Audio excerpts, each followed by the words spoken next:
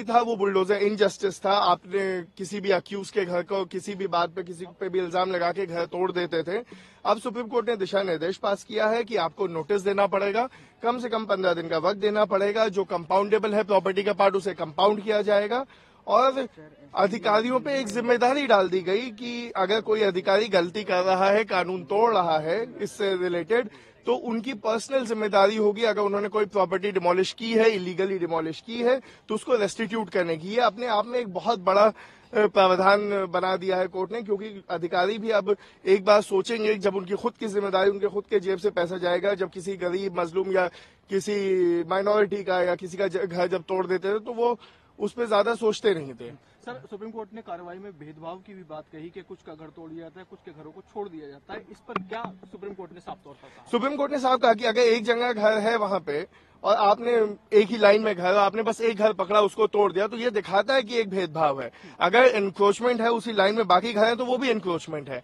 तो लॉजिकल यही है कि अगर आप स्टेट हैं, आप बायस नहीं हो सकते किसी के अगेंस्ट, आप पे जिम्मेदारी है कि आप आर्बिट्रेरी नहीं हो सकते, बायस नहीं हो सकते। तो उसके लिए उन्होंने कहा कि अगर एक घर है और आपसे वो तोड़ है, तो वो दिखाएगा कि ये एक आपका बायस है, एक प्रेजुडिस है, एक पर्टिकुलर लोगों के या कम्युनिटी के खिलाफ। जिन लोगों के घर बिना नियमों का पालन किए तोड़े गए, क्या उनको कोई मुआवजा वगैरह देने का निर्देश भी अभी फिलहाल दिया गया है? मुआवजे का निर्देश भी दिया गया है। उसका सिस्टम क्या होगा वो हमें जजमेंट पढ़ के पता चलेगा। अभी प्रोनाउंसमेंट हुआ, अभी जजमेंट की कॉपी आएगी, हम उसका अध्ययन करेंगे और उसके उपरांत बताएंगे। सुप्रीम कोर्ट ने कहा राइट टू शेल्टर जो है वो मौलिक अधिकार है, और क्या टिप्पणी इसको लेकर की है मौलिक? देखिए, सुप्रीम कोर्ट ने यही कहा है कि राइट टू शेल्टर पूरी तरह मौलिक अधिकार है।